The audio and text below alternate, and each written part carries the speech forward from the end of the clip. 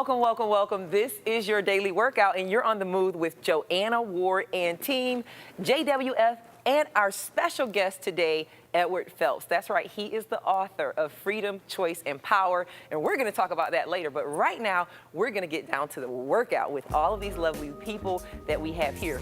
To my right, I have Maureen. She is coming all the way from Russia and French in Europe, visiting us as a foreign exchange student. My lovely, beautiful sister, Nancy Ward. Teresa Heisman, what you call the bishop. And this is yours truly, our guest for tonight, Mr.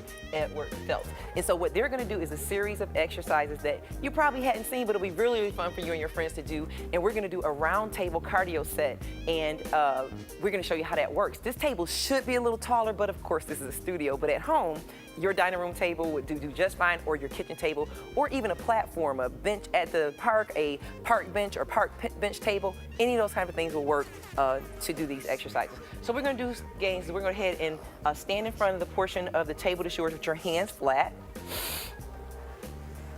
And we're gonna stand at an angle. I'm gonna go ahead and demonstrate what we're gonna do. So when the time changes, this is gonna be our first one. We're gonna jog here for the first minute. We're gonna go here for the second minute. The third minute is gonna go here. You wanna just try to keep moving.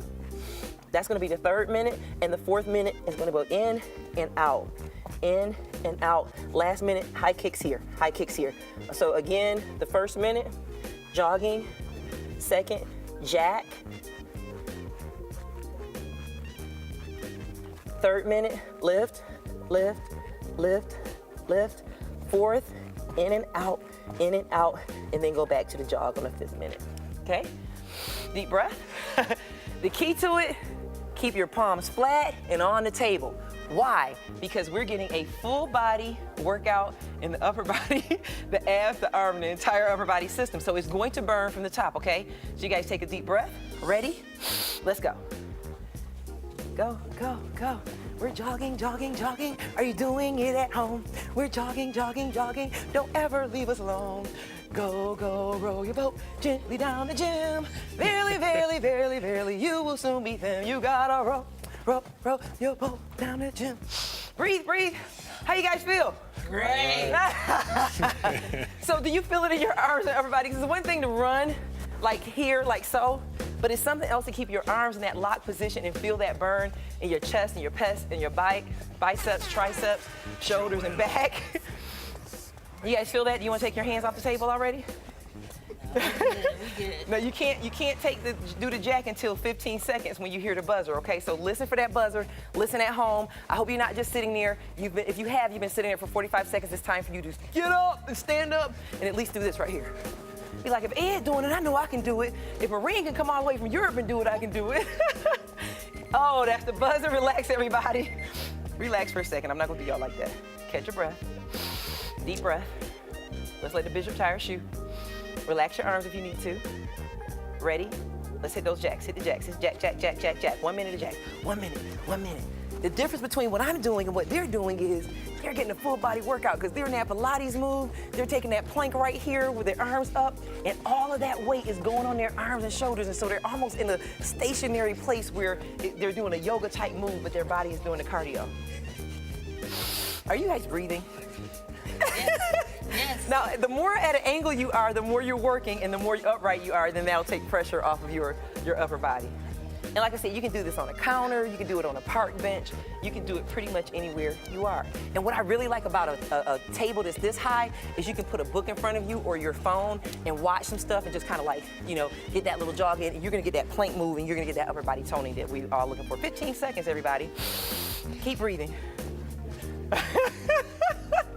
It's amazing what a 60 seconds will do in a fitness routine. 5 seconds.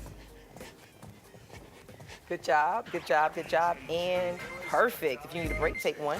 Those breaks are important now. Y'all didn't want one before. So now you're gonna do the leg lift to the side. Before I see it go straight through, but I didn't want to do y'all like that. You guys ready? Take a deep breath. Ready? Let's go, hands down. And knee lifts to the side. Ready? Let's go, go, go, go. Up, up. So that's gonna go here. Just like so. Kind of get a little hop. Good, Maureen. Look, Maureen. Go, Maureen. Go. Look how high your knees are. Yes. Good job. There you go. That's perfect. Yes. Perfect form. All the way from Europe. Yeah. Good job, Marine. Way to work. Breathe, everybody. Breathe. Really? Just because y'all older than Marine. Just because y'all all over 50 don't mean y'all get to just just to have Go, sister. Marine. Go, Marine. Sister really just doing this right here. She ain't even leaning on her arm. Just coming. Really, y'all. This is what we gonna do on TV. Less than 15 seconds. Good job. You guys are doing great. Come on, hang in there 7 seconds. Look at Marine getting her knees up. Yes.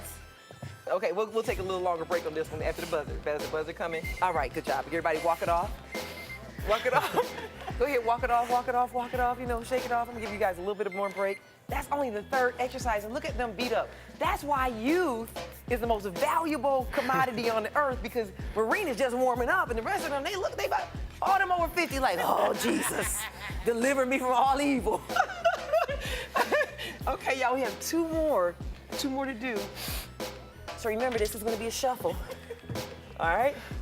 It's gonna be a shuffle, and then we're gonna go back to that run, but we'll take a break between those. Deep breath. Hands down. Ready? Chop, chop, chop. In and out. Come on. In and out. In and out. Good, Bishop. Good. Good. Good. Good. Good. Perfect. I'm telling you, it pays to be 15, man. Look at her. She's killing it. I have to come over to Europe and do some sport over there. Because Marine like, oh, this isn't hard. Good job. Breathing. Things just get harder after 50, don't it, y'all? But I'm proud of them because it's some 20-something-year-olds, and I just found out today that millennials are not 20-nothing, or like they're older than 26. So that means my son is not a millennial. I thought he was. I've been just telling him wrong the whole time, and he's been taking it. I guess that's just what you do when you got a parent, right? 8 seconds, everybody. You guys doing great. 5 seconds. Oh, yeah. All right. 1 more minute. 1 minute. $1. $1. I bet they'll never see a table the same again. Never see a table the same again. Shake it off, shake it off, shake it off. Breathe, breathe, breathe. Anybody break out into a sweat? I'm sweating and I'm not even doing anything. Look at me. I'm sweating. I guess that's what I say, sweat, right? Sweat. Deep breath, deep breath, deep breath. It's the last minute. Jesus be a fence all around. Y'all want to hurry up and see Ed, hear about Ed's new book, right? All right, last minute, we're going back to those jogs. Back to those jogs. Everybody ready? Hands down, hands down, hands down. One more time. One more time. Let's get it in. Jog, jog, jog, jog. It's just like that. That little jog, your little jog. Jog, jog, jog, jog, jog, jog, jog, jog, jog, jog, jog. Like I said, the difference between this and running is the upper body toning. See, Marines? See here, you see the muscles? See here, you see this coming out for Ed? Because this is actually engaged and this is making the cardio work here. So that's why this particular move is that's why they're so exhausted, and it's just been 5 minutes. And I want you to know before you walk out your door in the mornings, this is something you can do. You have to kind of make it a mandate, just like you make your coffee a mandate, stopping here, going there. Whatever it is you do, you get up and go to work every day, 5-10 minutes of workout, you got it right here, doing something just like this, okay? And you can catch us here every Thursday, Friday, 6:30 a.m., 4:30 p.m., and then at 9:30 on Saturday. 12 seconds, y'all did that. 9, 8, don't be a punk about it. 7, 6, 5, 4, 3, 2. There you go. Yes. Shake it off, shake it off, shake it off. That is 5 minutes of fitness, for real, with 15 to 30 second breaks in between. So where do you guys feel that? Everywhere. In your arms, not the legs mainly? Okay, so what we're gonna do is we're gonna take the arm here, we're gonna make a big circle with it like so. Show that wrist, and we're gonna take the left across the right and stretch right here. Yeah, perfect, everybody looks good. And then we're gonna rotate the other way. And we're gonna take it across. Good job, everybody. Empty your nose out through your mouth. Good job. And now we're gonna take the leg here. Good job. You find out Marine got balance. I know that's right. Man, I remember when I was 15, I could do all kind of stuff. I could walk fences and trees. And let's switch the other leg.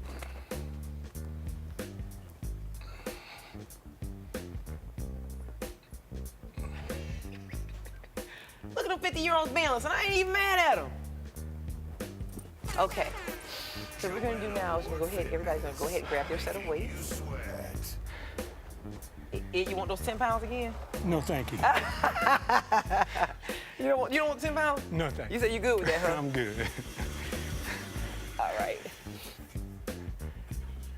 Okay, so what we're gonna do now is we're gonna do a little bit of upper body squat. I'm gonna stand over here so everybody can see you guys. You guys are gonna come here, and I'm gonna time you for a minute. You're gonna twist, waist to waist with the weights, hip to hip, spin and turn.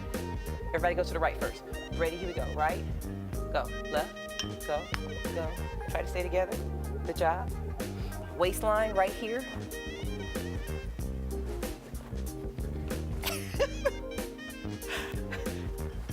Do it. So you want to spin. Spin, okay. Work that waistline. So you want to go the opposite. So if you're going to the right, you want to bring the left here and back. So it's almost like you bouncing, bouncing, bouncing, bounce, bounce, bounce, bounce, okay? So here, meet the hip, Mary, Mary, Mary, Mary. 27 seconds, everybody. Breathe. Good. Here, here, here, here.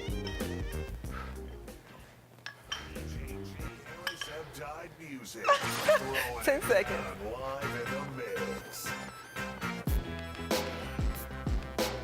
5 seconds. See, that wasn't that bad. That was much easier than the table thing, right? Yes. It was, right? Yeah. It was so much easier than the table thing. See, it doesn't always have to be brutal. You know, the first 5 minutes was brutal, but this last 5 minutes is not gonna be brutal. And so what we're gonna do now is we're gonna come here, and that's all we're gonna do. Triceps right here.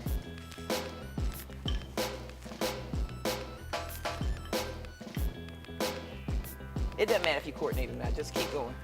Take it back here. Good, perfect.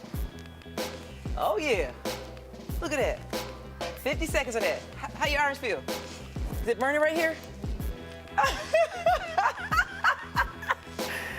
If you're laughing at home, stop, because I know that you're not doing it if you're laughing. Like if you think it's funny, that means you're not doing it.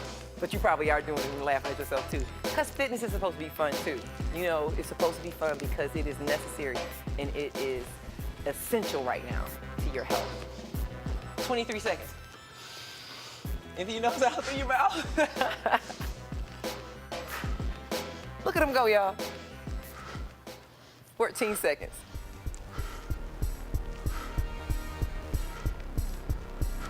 Well, I'm wet and I didn't even do anything, and they're wet and they're still going.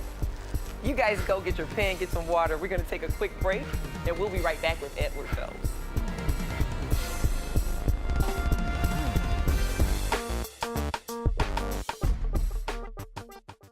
Welcome back, welcome back, welcome back. We are all cleaned up, and I know you guys saw that workout that Edward Phelps did, but did you know that he is also the author of Freedom, Choice, Power? So we're gonna hear a little bit about how he writes now that we've learned how he works out. Ed, you did the doggone thing. Yes, I did. I didn't know you had it in you.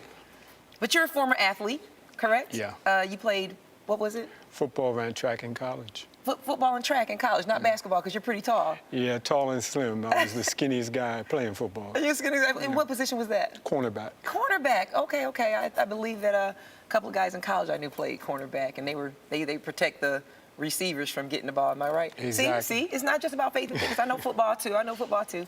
But Ed, welcome back. You clean up very well, so thank you for joining us. You have chosen to write a very interesting book. Yeah. Freedom, choice, power. Now those words in and of themselves say a whole lot. Yeah. So tell us what inspired you to go there, to pen your perspective based on those words. Yeah. And you say it's a guide to Living free. living free. Right. But following the freedom is not just freedom, is his choice and in his power. Okay, so tell us about how you've lined up these words and how this guide is going to help us live free. A while ago, I asked a question of myself, of God. I realized that the core questions that we all tend to ask about, who am I? Why am I here? What's my purpose? One day I realized that the answers to those very important, essential questions were not to be found outside of whatever this thing called myself is. So when I realized that, it occurred to me that, well, then I better get to know whatever I am, this thing, called I is. Right. And that started a journey. And a key part of that journey led to this notion of freedom, because I felt unfree at work. I felt unfree in relationships at times, both personal and acquaintance, friendship type relationships. And I live in a country that proclaims freedom as a core tenet of its existence. And I've witnessed wars being fought over freedom, this word freedom, right? And so I said, well, what is this, right? Why am I seeking to be more free in these things? What is this thing we go die for, kill people over? What's this all about? And how can I have more of it in my life? How can I be free? And why do I feel I'm not? Right. So all those essential questions just led to some real deep introspection and prayer, and some answers came. And when you get the answers for yourself, you have to share. It's just that simple. You have to be of service. You have to give it back. So the book is giving it back. So you penned these thoughts, these inspirations, this enlightenment. You decided to categorize it, strategize it, and put it in pages, On chapters, paper, right, and right. in paragraphs. So yeah, and I took care, because the other thing that was important to me about it, that came to me about it, that was special and unique, was I had to make sure that these concepts were presented in a way that anyone could access them. The types of things that I would look at and read and required both of my college degrees and a dictionary right next to me to understand. Right. Right. Deepak Chopra, all these things that you would encounter. The list goes on. It occurred to me, what about the average person who just wants to grasp an idea quickly that they can apply to their life today on their way to work before they get out the house this morning? Right. It's got to be something that's really short and brief, concise, written at a 6th grade reading level, no big fancy words, right? Right. But yet it has to convey some very complex, deep ideas and concepts, right? Okay. So that took some considerable effort, Because you as had it were. to take in consideration the audience, the Yeah. fact that you wouldn't be able to defend it if it wound up in the hands of the reader, so that you had to speak. You had to speak in your absence. Yeah. So where are you now? So you wrote the book, you got the enlightenment, you got the insight. So tell me how this prescription that you've written for us can or has helped you be free, make better choices, or is it just having a choice? Yeah. Are you looking for power over something to be empowered? Tell us what it did for you once you got all this revelation. The main thing is you understand some essential things that we do all the time but never really go into and understand even what they are. And there's 4 core, what I call main ingredients to freedom. The first one is understanding thoughts and thinking. We do a lot of thinking. We think all the time. Right. We have thoughts all the time. But have you ever just thought about, well, what's a thought? And what is thinking and how to use it, what is it for? Right. We don't do that. We just do it all the time, but we never really think about that. So thoughts and thinking are fundamental. Then beliefs. Beliefs are important. We live our lives on our beliefs. Our beliefs shape how we see things and what we're going to do about them, right? We make all of our main choices on our beliefs. But have we ever really asked, what is a belief? And there's nuance there. It's not about questioning your beliefs. It's understanding what it is. Okay?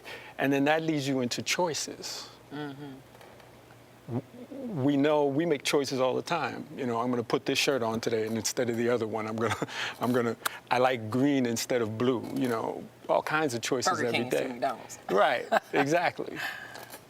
And we make choices all the time, but do we ever really stop and just go into what is a choice?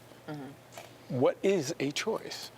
And then once you understand what it is, well then that helps you to better understand what you can do with it. It helps you to see what the possibilities are and what the limitations are, right? Once you take all those and lay them out and get a deep foundation, and the book helps you to go into that for yourself from your own perspective, because that's the other key thing. We're all individuals, and that's a divine design, right? We're not the same. So you've got to be able to access this. You've got to do this work, this journey for yourself, and arrive at your own understandings about it. Right. The book is, the way I like to put it is, when you walk out on faith, you're walking into darkness. You can't see but so far ahead of you. So, but every now and then we can have a little lamppost that shows us a little bit of that road and helps us to know there is a road there to keep walking on. So the book serves as a little lamppost on your journey down that road of self-awareness, self-discovery, if you will. So freedom, choice, power. Is there something different about what you've written than what may be found in the Bible? The way I would put it is, it's another way of getting at what's in the Bible, if that makes sense. Because the Bible's written in all parables and stories and tales. So that leaves room for a lot of interpretation, if that makes sense. One person, you read the same story, one person interprets it this way. So you don't think that can happen with your book? You don't think I can read your book and misinterpret whatever you're saying? You're going to arrive, when you read the book, you're going to see these things at an essence, and then you'll understand you'll see that you are making choices about how to view them, if that makes sense. It's very nuanced. In other words, the difference being, you'll see that you are making an interpretation. But you'll see when if you read the Bible, you're making an interpretation. You'll see that too. You'll understand that, I am looking at it this way. So your book has more insight to give me a simpler pathway than what the Bible does, because the Bible's complex. And it just helps to clarify it. It clarifies the Bible? It helps you to clarify how you're looking at things. Okay. If that makes sense. The Bible and everything else. Well, I know you said you wrote it simple, like for a sixth grader to read. But do you know that salvation is simple too? It's not complex. I think what we do is we put a carnal perspective on a spiritual thing, and so that's what makes it complex. And then we have our own will, our own ego, pride, exactly, and that things gets like in the way. Gets in the way of the simplicity of the longest-selling, greatest book that's ever been written. That talks a lot about freedom. As a matter of fact, Jesus says in John 8:32, and I don't know if you study or read the Bible, but he says, "You'll know the truth when you hear the truth, and that truth will make you free." And then he goes on in John 8, and he says, "Whom the Son makes free is free indeed." Because I can tell you this, you can be in prison. I have people that I go and visit in prison on death row, and they're more free than people who aren't behind bars. That's right. That's right. And so That's freedom is actually a state of mind, and I believe that if we were to get into a discussion with the people who are most hostile towards whoever you and I they perceive us to be, that perspective and that perception will be projected on those people and ours on theirs. And so now all of us have this perspective that may be hostile towards each other just by default. Right. Because we all have our own perspective. But what I encourage people to do is to ask and inquire the Creator God, specifically in the name of Jesus Christ, for a godly perspective. Because if you get a godly perspective, you'll get a perspective of the Creator. Now I don't have a perspective of, I see you as a threat because you're a 6'5" guy that's brown skinned. Right. I don't perceive you to just be ignorant and uneducated, because you really are an author. But I can misinterpret that if I only keep my perspective. Or you might see me as, some desperate female that's doing whatever. And so that's why I ask you that question. But thank you so much, Ed. Your information is on our screen. They can get a copy of your book from your website, which we also have on our screen. So thank you so much, because freedom is extremely important. Choices that we make will produce a certain fruit or harvest in our lives. Yeah. And definitely how we use or accept power makes a huge difference. So thank you so much for coming and joining me today. Thanks for having me. Hey, you guys have listened to Edward Phelps. He is the author of Freedom, Choice, and Power. But I want to remind you that power belongs to God. And he gives us a choice. And he tells us, choose you this day who you're going to serve. If God is God, serve him. But if you think that you got it going on and you got it already figured out, keep doing what you're doing. Freedom comes from knowing who you are in Jesus Christ. I'm JoAnna Ward. I've been interviewing Edward Phelps. And it's up to you to choose a godly perspective. I'll see you guys next time.